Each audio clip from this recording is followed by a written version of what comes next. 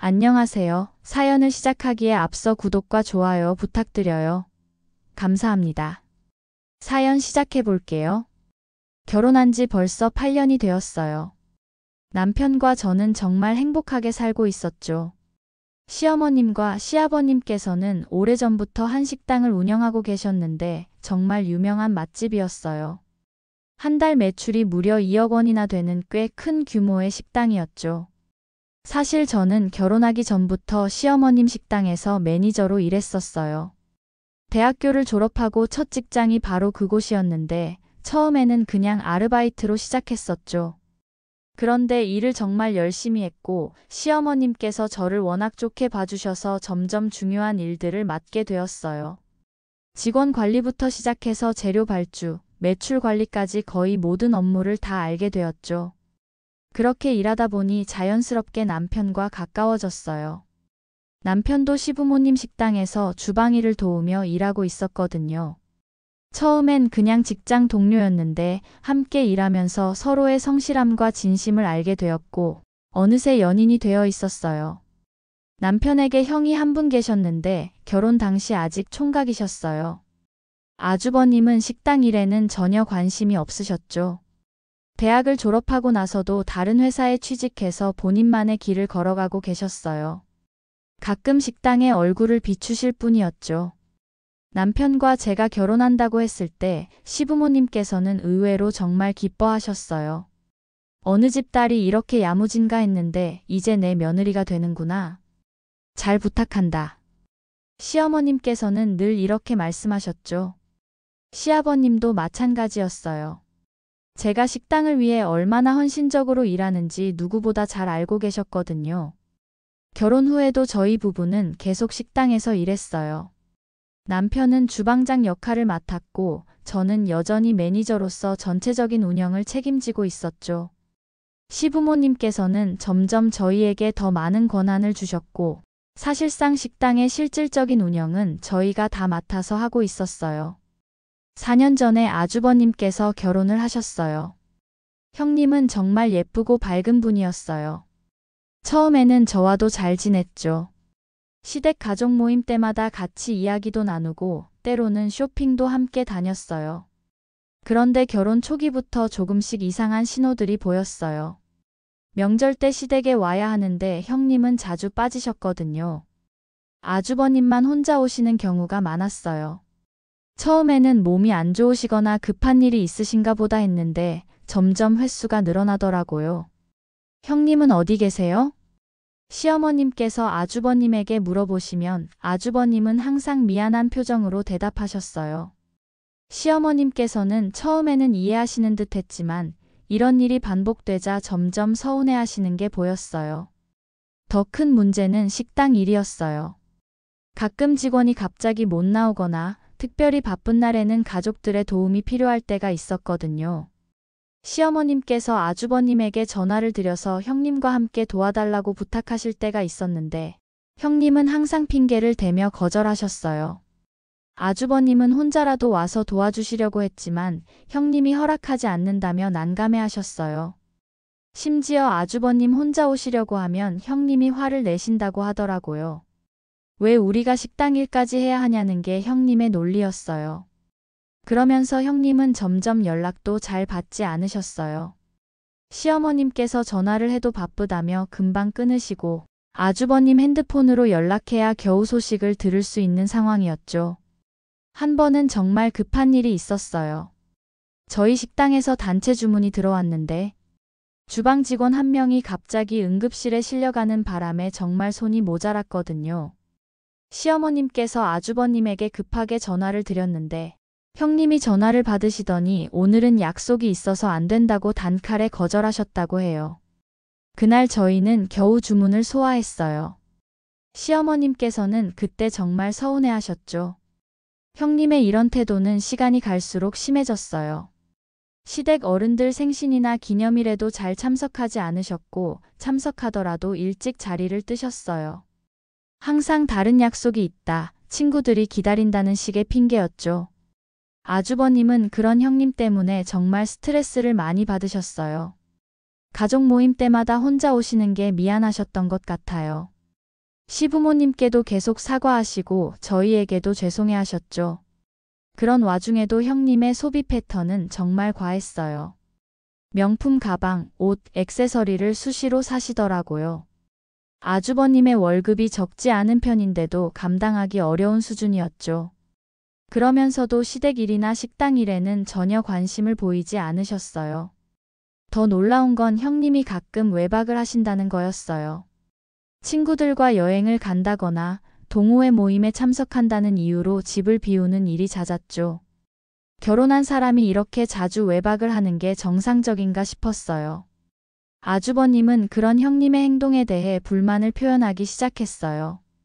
특히 시댁 모임에 참석하지 않는 것에 대해서는 정말 화를 내셨죠. 결혼했으면 좀 달라져야 하는 거 아니야? 어떻게 결혼하고서도 결혼 전처럼 놀려고 해. 가족 모임에도 가끔은 참석해야지.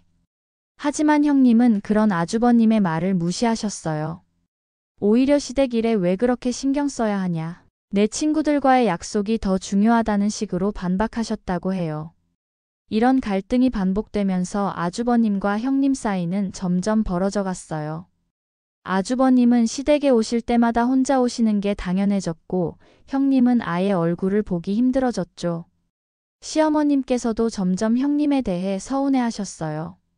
처음에는 적응하는 시간이 필요하다며 이해하려고 하셨지만 몇 년이 지나도 달라지지 않으니 실망이 크셨던 것 같아요. 그런 상황에서 시아버님의 건강 문제가 생기고 식당을 넘겨주겠다는 이야기가 나온 거였어요. 그때까지도 형님은 식당 일에 대해서는 전혀 관심을 보이지 않았어요. 오히려 그런 힘든 일 왜 하냐는 식으로 무시하는 태도였죠. 그런데 정작 식당을 저희가 받는다고 하니까 갑자기 달라진 거예요. 그동안 외면하던 식당이 갑자기 탐나는 재산이 된 거죠. 그런 상황이 계속 이어지던 중 올해 초에 시아버님의 건강에 문제가 생겼어요. 폐에 문제가 있다는 진단을 받으신 거였죠. 시부모님께서는 공기가 좋은 곳으로 이사하는 것이 좋겠다고 말씀하셨어요. 시아버님께서는 고민을 많이 하시다가 어느 날 저녁 저희를 불러서 식당을 넘겨주시겠다고 말씀하셨어요. 이미 저희가 실질적으로 모든 운영을 맡고 있었으니 법적으로만 정리하는 거라고 하시면서요. 남편과 저는 정말 감사했어요. 시부모님께서 평생을 바쳐서 일궈내신 식당을 저희에게 맡겨주신다는 것이 얼마나 큰 신뢰인지 알고 있었거든요. 시부모님께서 아주버님에게도 이 사실을 말씀드리자 아주버님은 쿨하게 반응하셨어요. 지금까지 계속 일해온 것도 저희고 앞으로도 계속할 사람들이니까 당연하다고 하시면서요. 저는 아주버님께도 정말 고마웠어요. 그런데 문제는 형님이었어요. 사흘 후 저녁 갑자기 형님이 저희 집에 찾아와서는 평소와 다른 딱딱한 표정으로 집안 서열상 자기가 받아야 한다며 따지기 시작했어요. 심지어 제가 시부모님께 무슨 여우짓을 했냐며 제 머리채를 잡더라고요. 남편이 깜짝 놀라서 형님의 손을 떼어내려고 하는 와중에 저는 최대한 침착하게 형님에게 물어봤어요. 형님, 제가 한 가지 여쭤볼게요. 형님은 그동안 식당 일을 한 번이라도 도와주신 적이 있으세요? 저는 결혼 전부터 지금까지 12년 넘게 그 식당에서 일했어요. 남편도 마찬가지고요. 저희가 매일 새벽 5시에 일어나서 재료 준비하고 밤늦게까지 정리하고 집에 와요. 주말도 없어요. 형님의 표정이 조금씩 변하는 게 보였어요. 그동안 형님이 식당에 오신 적이 몇 번이나 되세요? 시부모님이 힘들어하실 때 한 번이라도 도와주신 적 있으세요? 그건. 저는 시부모님이 감기만 걸려도 혼자 식당 운영해야 했어요. 직원들 월급 계산하고 재료비 정산하고 세무 관련 일까지 다 제가 했어요. 형님은 그런 거 하나라도 해보셨어요? 형님이 말문이 막힌 듯 서 계셨어요. 형님, 그럼 식당 일 한 번 안 해본 형님한테 주는 게 맞아요? 그 식당 시부모님이 평생을 바쳐서 운영하신 곳이에요. 형님 식당 일 한 번도 도와주신 적 없잖아요. 저 같아도 그런 식당 형님한테 못 줘요. 그때 제가 한마디 더 했어요. 그리고 아주버님이 곧 형님이랑 이혼하실 거라고 말하던데요. 그 순간 형님의 얼굴이 더욱 빨갛게 달아올랐어요.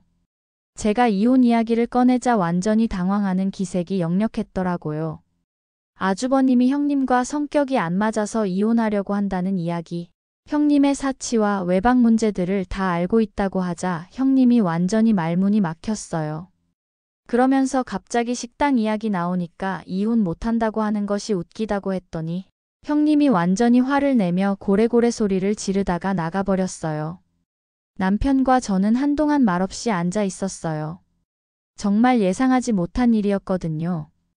다음날 남편이 아주버님에게 전화를 드려서 어젯밤 일을 말씀드렸더니 정말 놀라시면서 미안해 하셨어요. 그날 저녁에 직접 오셔서 사과하시기도 했고요. 며칠 후에는 시어머님께서 전화를 주셨어요.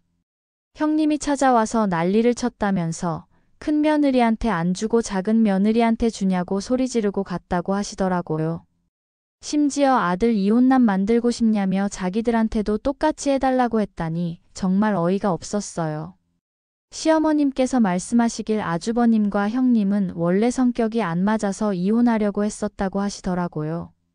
그런데 갑자기 식당 이야기 나오니까 형님이 태도를 바꾼 거였어요. 그날 밤 아주버님께서 전화를 주셔서 속사정을 자세히 말씀해 주셨어요.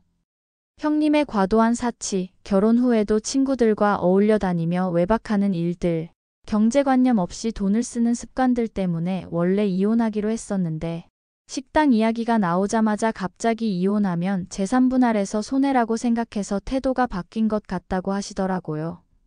8개월 정도 지나서 결국 아주버님과 형님은 이혼을 하셨어요. 그 과정에서 더 어이없는 일이 벌어졌는데 형님이 위자료까지 요구한 거예요. 자신이 결혼 생활을 제대로 하지 않았으면서도 이혼하면서 돈을 더 받으려고 했던 거죠.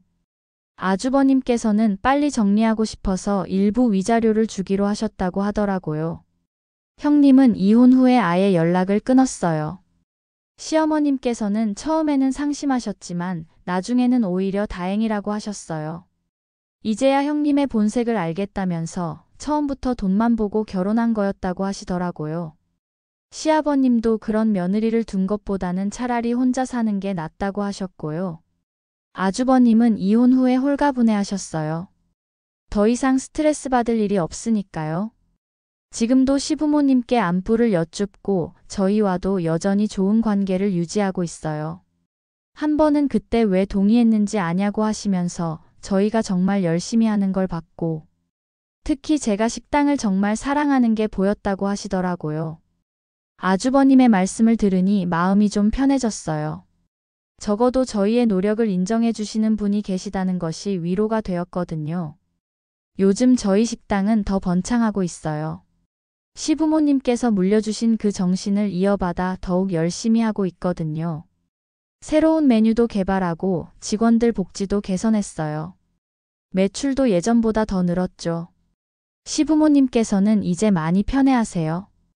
가끔 식당에 오셔서 조언도 해주시고 단골 손님들과 이야기도 나누세요. 건강도 많이 좋아지셨어요. 시어머님이 가끔 식당에 나오셔서 이제는 저희도 다시 아이 계획을 실행해 볼까 해요. 사실 오랜 난임으로 많이 상처받고 쉬고 있었거든요. 시어머님께서도 적극적으로 도와준다 하셔서 다시 한번 힘을 내볼까 해요. 어서 빨리 예쁜 아기 천사가 와주었으면 좋겠어요. 그 일이 있고 나서 1년이 지난 지금 저는 더욱 확신을 갖게 되었어요. 진짜 중요한 것은 혈연관계나 서열이 아니라 진심과 노력이라는 것을 말이에요. 형님께서는 지금도 저희를 원망하고 계실지도 모르겠어요. 하지만 저는 당당해요. 저희가 받은 식당은 그냥 주어진 것이 아니라 저희가 땀 흘려 일구어낸 결과니까요. 앞으로도 저희는 시부모님께서 평생을 바쳐 만드신 이 식당을 더욱 발전시켜 나갈 거예요. 그것이 시부모님께 보답하는 길이고 또한 저희 자신에게도 떳떳한 일이라고 생각해요. 지금 생각해보면 그때 형님에게 한 말이 너무 직설적이었을 수도 있어요. 하지만 그 상황에서 다른 선택이 있었을까 싶어요. 제 머리채를 잡으시면서 여우짓을 했다고 하시는데 가만히 있을 수는 없었거든요. 결국 모든 것은 제자리를 찾아갔어요. 진심으로 식당을 사랑하고 헌신한 사람이 그 식당을 이어받게 된 거죠. 그것이 자연스러운 일이라고 생각해요.